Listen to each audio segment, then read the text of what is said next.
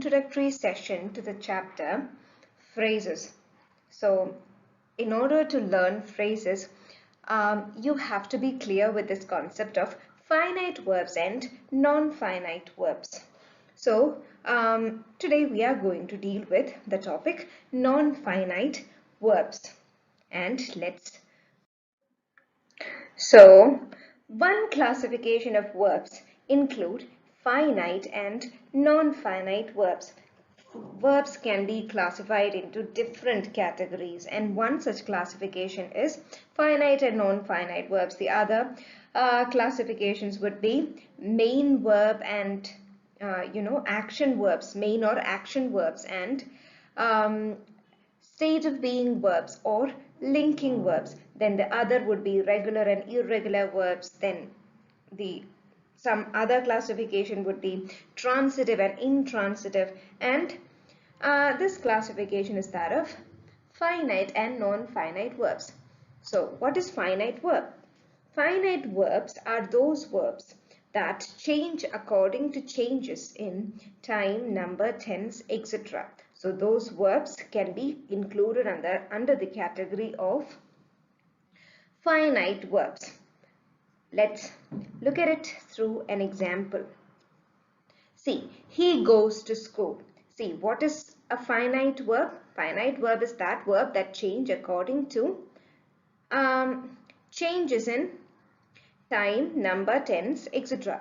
So here, which is the finite verb? Goes is the finite verb. And why is it so? If I, let's say, if I change this subject he with they, okay, how will the sentence be? Will it be they goes to school, or will it be they go to school? It will be they go to school. See, when the subject changes, this is a singular, this is a subject in the singular form, right? And they is a subject in the plural form. So when the number changed, what happened to the verb? The form of the verb also changed. With the plural subject, you will only have go, right? But if it is a singular subject like he, she, it, you will have goes, right? So in the case of they, we, you, and all, you have go. They go to school, you go to school, we go to school. See, it is go. Now if I change the tense, if I'm going to change the tense, let's say I'm converting the sentence into a future tense sentence. It will be like he will go to school. Okay, he will go to school. What happened to this goes here? This goes gets converted into will go, right?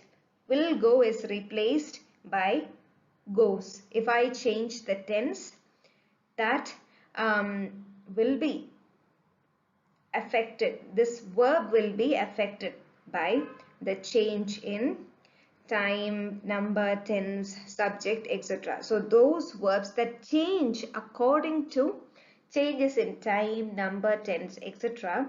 can be called finite verbs. This is a finite verb.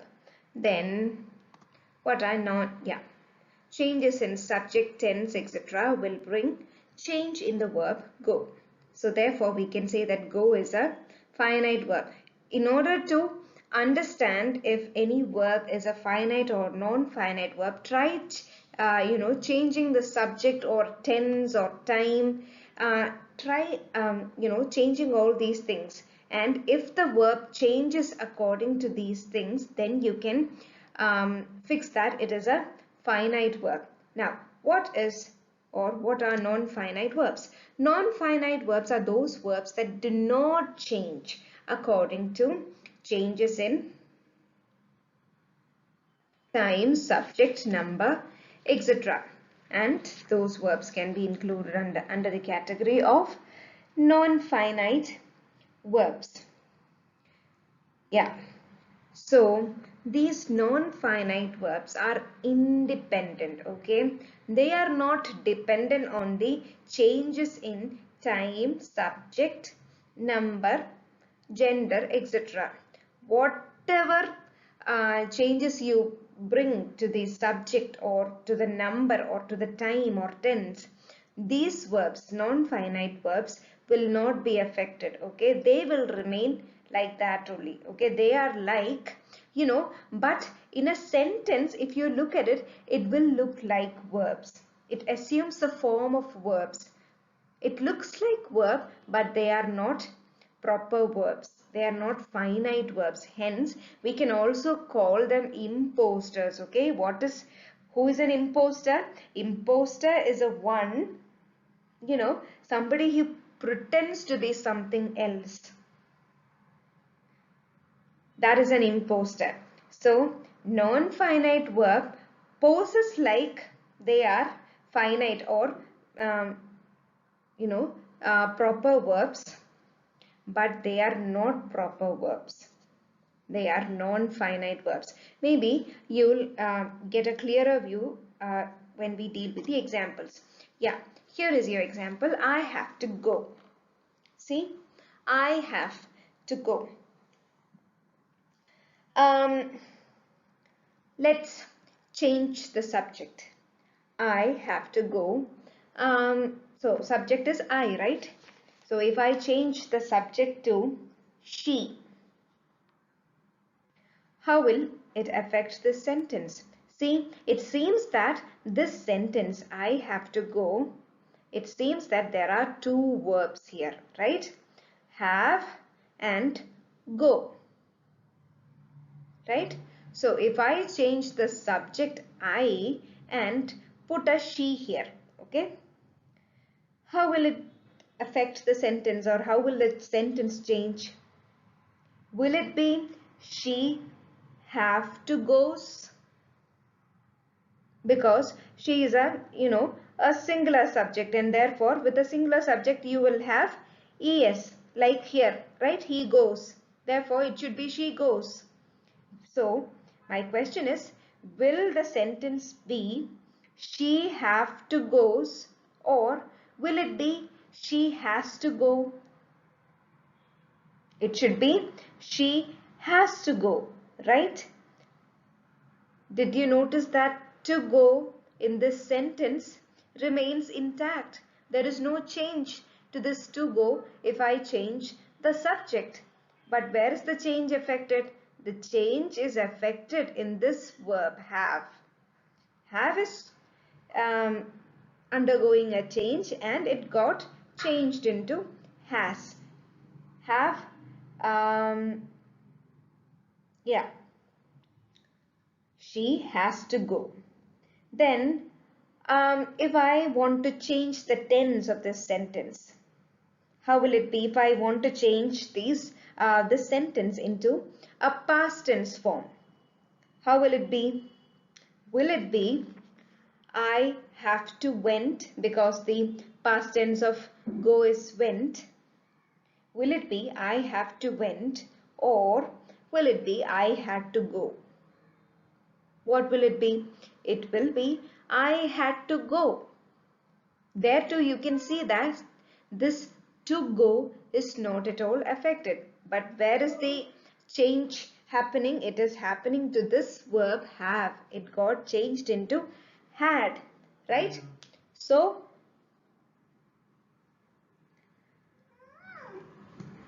that is your example. Then one more example. I love dancing, singing, swimming. So I love, if I ask you what are your hobbies, you will say I love dancing, singing, swimming, etc. So um, let's look at this example. See, if I change the subject to he, this is I here. If I change the subject to he, how will the sentence be? He loves dancing, singing, swimming. Is there any change to this dancing, singing and swimming? No, but there is a change to this verb here, love. It becomes loves, right? Now, if I change the tense, he loved. If I change it into a past tense, it will be like he loved dancing, singing, swimming. There too, there is no change to this dancing, singing and swimming. But where is the change happening? It is happening to this verb here, loved. So, to go, dancing, singing, swimming, all these are your non-finite verbs. Okay? Now, let's look at some more examples of finite and non-finite varieties. The first one, he is swimming, is your finite variety, and non-finite would be he likes swimming. See, which is the verb here in this sentence? He is swimming. The verb is swimming. Okay, this whole thing is your verb. Okay, it is in the continuous tense, right? He is, it is present continuous. So this whole thing is swimming is your verb. Now, how do you know that this is finite? Let's change this subject, okay, to they. How will it affect this verb? They are swimming, it will become, right? Then if I change the tense of the sentence, maybe to past tense, how will it affect the sentence? It will be he was swimming. If the subject is they, it will be they were swimming. So this whole thing, which is the verb here, this gets changed, right, with the change in subject or tense or gender or anything. Okay, it gets changed. But look at this example, he likes swimming. It looks like there are two verbs, right? Like and swimming.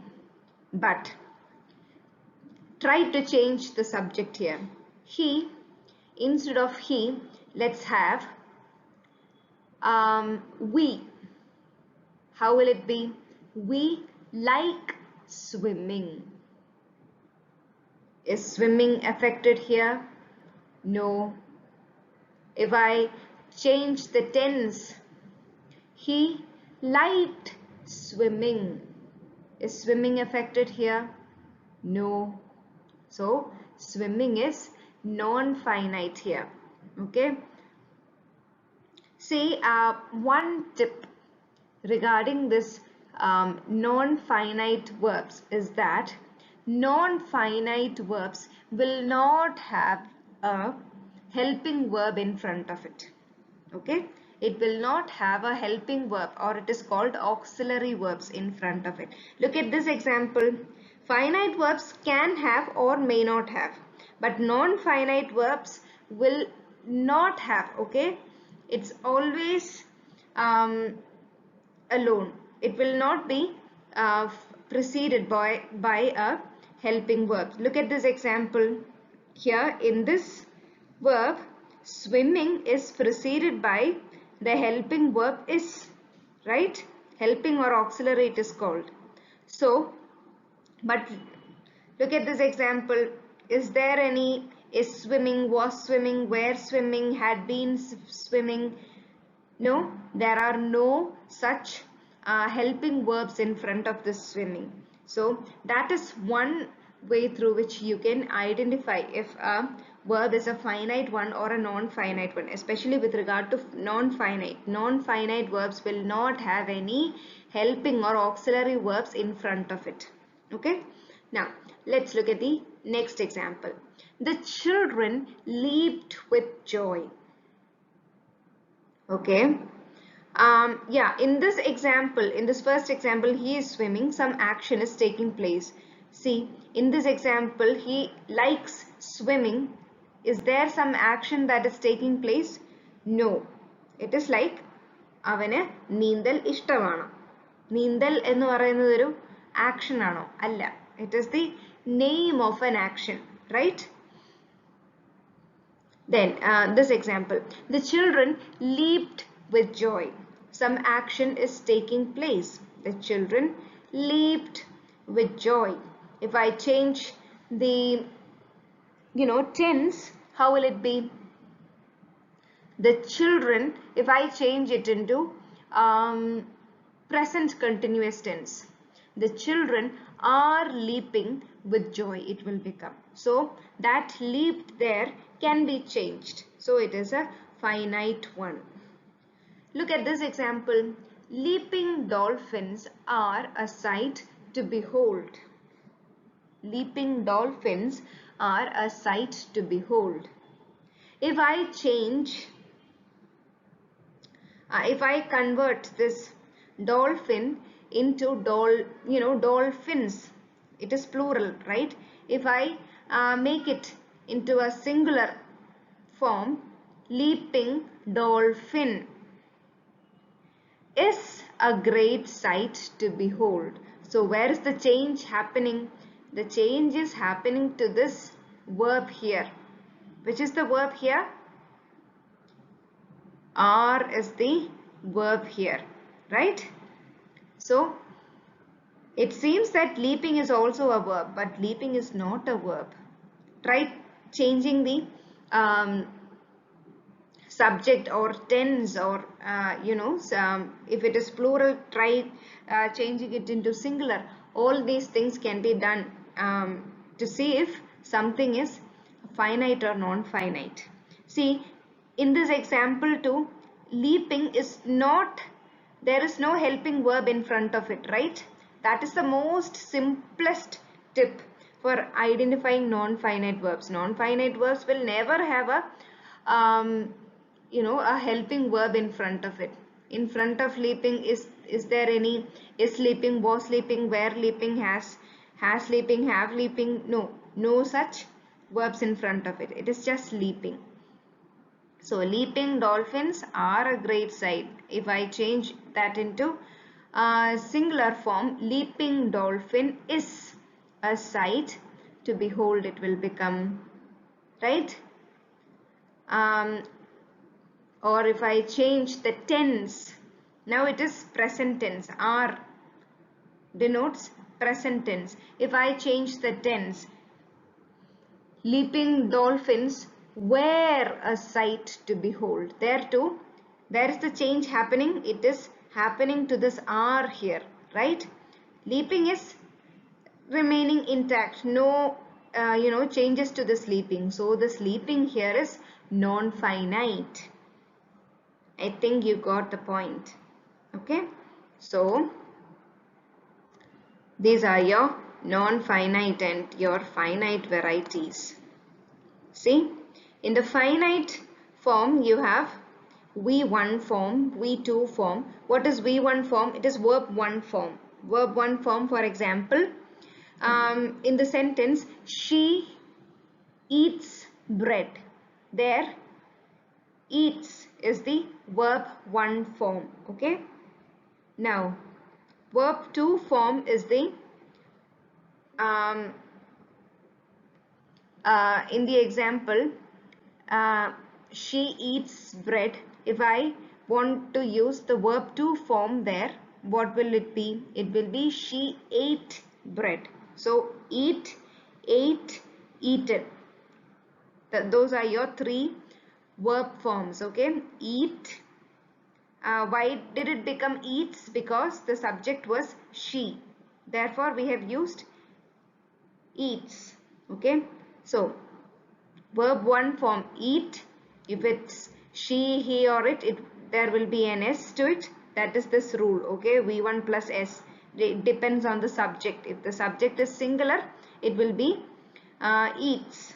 If the subject is plural, it will be just eat. So eat, ate, eaten. Eaten is the verb 3 form. Eat, ate, eaten. So verb 3, this is the perfect construction. Okay, when you have like for example present perfect construction, that will be like, how will it be like? She has eaten or they have eaten. Okay, that is the construction here, the perfect construction. Have plus verb 3 form. Be plus verb plus ing. What is this? This is the continuous construction. Okay, if it is present continuous, it is she is eating. Is this the different, is this a form of be?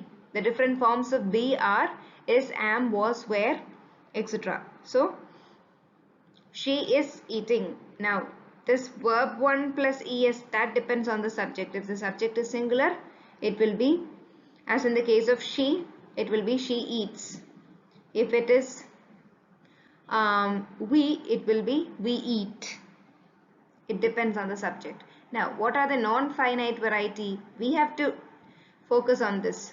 Non-finite varieties are infinitives, participles and gerunds. Infinitives, participles and gerunds. Now, let's look at what are infinitives, participles and gerunds through examples. Okay, and before we move into examples, let me say this to you, that the form of infinitive, how will this infinitive, participle and gerund look like? Infinitives, in the case of infinitives, there are two kinds of infinitives. Okay, mostly infinitives will have the word to attached to it. For example, to dance, to eat, to sing, to learn, those are your it is called to infinitive. So that is one form of infinitive with the word to in front of it. Okay, so to eat, to dance, to sing, all those are your to infinitives. Then you have bare infinitives. See, in the case of to infinitives, you must have noted that to is used, the word to is used with the base form of verb, right? It is not like it is to eat, it is not to eating. So it is the base form without any tense attached to it. To eat, to dance, to sing, all these are base forms. They are not to danced. It will not be to danced, or it will not be to sang. It will be to sing, to dance, to learn. Base form of the verb. Now that is one form of infinitive, to infinitive. Now the other form is bare infinitive. That is, you will not have a to attached to that base word. It will just be eat, drink, drive, without a to attached to it. You'll understand it more clearly when we look at the examples. Now it seems to be a bit confusing. Now the different forms of participles. There are two forms of participle. One is the present participle, the other is the past participle. Present participle means verb with ing. Okay, like eating, dancing, cooking, all those are your present participle. Verb with ing. Cook plus ing, cooking. Learn plus ing, learning. So that is present participle. And see, this present participle and this gerund looks, both of them look alike. രണ്ടുപേരെയും കണ്ട ഒരുപോലെയാണ്. Participle, present പാർട്ടിസിപ്പിളിനും verb with ing ആണ്, gerundനും verb with ing ആണ്. Like swimming, dancing, learning, അങ്ങനെ തന്നെയാണ് gerundും കാണാനിരിക്കുന്നത്. പക്ഷേ രണ്ടുപേരെയും തമ്മിൽ നമുക്ക് എങ്ങനെ മനസ്സിലാക്കാൻ പറ്റും? Participles mostly acts as adjectives. Okay, like for example, dancing girls. So girls is your noun. And what kind of girls? Dancing girls. It can be beautiful girls. It can be some other words. Happy girls. It can be pretty girls. So just like those adjectives, dancing, there is modifying the noun girls. Instead of beautiful or pretty or kind or happy, you have dancing. So dancing there acts as an adjective in the case of present participle. Now this gerund is also in the form of verb plus ing. Now how will you understand a gerund? Gerund will always function as a noun. Okay. For example, if I say swimming is a good exercise, there what is swimming? There swimming is the gerund. Okay. It is not acting as an adjective, right? But rather it acts as a noun. Neendal nalla oru exercise aanu. So avada neendal ennu parayunna, it is the name of an action, right? Name of anything would be your noun. Endinteyengilum perineyaanu nammal noun ennu parayunnathu, right? So this is the name of an action. So therefore it is a gerund. It looks like a present participle, but it is gerund. So participles are of two types. One is the present participle, the other is the past participle. Past participle is your verb 3 form. Here it is have plus verb 3, but in the case of past participle it is simply verb 3 form. There is no helping verb in front of it. Okay, like eaten or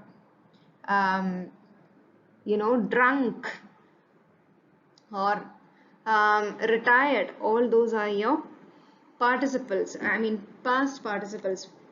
You'll understand it more clearly when we look at the examples in the next slide. Yeah,